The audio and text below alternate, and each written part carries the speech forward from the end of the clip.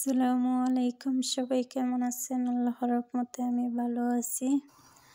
তো আমি আরবিতে তুনা মাছ ভর্তা করব। তো এই মাছটা কোটটার ভিতরে থাকে। তো এই মাছটা আমি ভর্তা করব। তো কিভাবে ভর্তা করতেছি ভিডিওটা প্রথম থেকে শেষ পর্যন্ত দেখবেন। তো এই মাছটা সিদ্ধ করা মাছ থাকে। তো কোটটার ভিতরে মাছ এবং কোটটা ভরা তেলে, তো তেলটা আমি ফেলে দিব। তো এখানে লবণ নিয়েছি, সরিষার তেল নিয়েছি এবং পেঁয়াজ কুচি নিয়েছি, ধনিয়া পাতা নিয়েছি, 2টা কাঁচামরিচ নিয়েছি।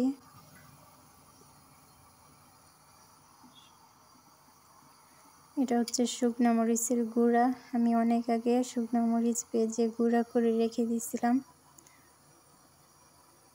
তো এই তো কোটটার ভিতরে মাছ, এই তেলটা ফেলে দিব আমি। তারপরে এই মাছটাকে আমি ভর্তা করব। তো ভিডিওটা প্রথম থেকে শেষ পর্যন্ত দেখবেন। আমার ফেসবুক পেজ হচ্ছে লতা পারভিন। সবাই আমার পেজটাকে ফলো দিবেন, লাইক দিবেন, কমেন্ট করবেন, ভিডিওটা শেয়ার দিবেন। আমার ইউটিউব চ্যানেল হচ্ছে রেহানা ব্লগ।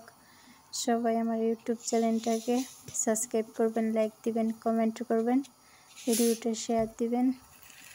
তো এখন আমি লবণ দিয়েছি, লবণটা দিয়ে মরিচটা ভালো করে মেখে নিব। তারপরে পেঁয়াজ এবং ধনিয়া পাতা মাখিয়ে নিব। তো যারা যারা ভিডিওটা কষ্ট করে দেখতেছেন তাদের সবাইকে অনেক অনেক ধন্যবাদ। আপনাদের সাপোর্টে আমি ইনশাল্লাহ এগিয়ে যেতে পারবো। আপনারা যদি আমার পাশে থাকেন, আপনাদের ভালোবাসায় ইনশাল্লাহ আমি এগিয়ে যেতে পারবো।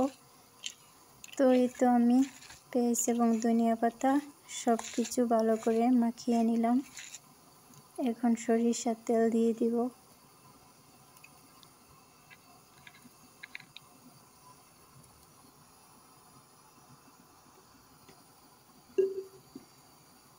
আমি এক হাতে মোবাইল দিয়ে ভিডিও করতেছি আর এক হাতে কাজ করতেছি, এর জন্য ভর্তার হাতেই তেলের বোতলটা ধরছি। তো সরিষার তেল দিয়ে ভালো করে মাখিয়ে নিতেছি ভর্তাটা। তো এখন মাছটা দিয়ে দিব।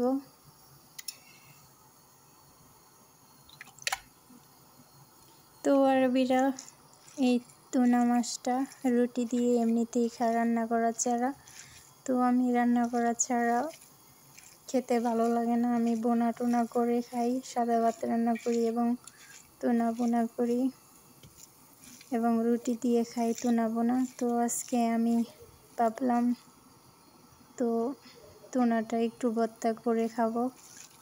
তো মাশাআল্লাহ তুনাটা ভর্তা করলাম আর ভর্তাটা অনেক মজা হয়েছিল। তো সবাই ভালো থাকবেন। আজকের জন্য ভিডিওটা এখানে শেষ করলাম। আল্লাহ হাফেজ।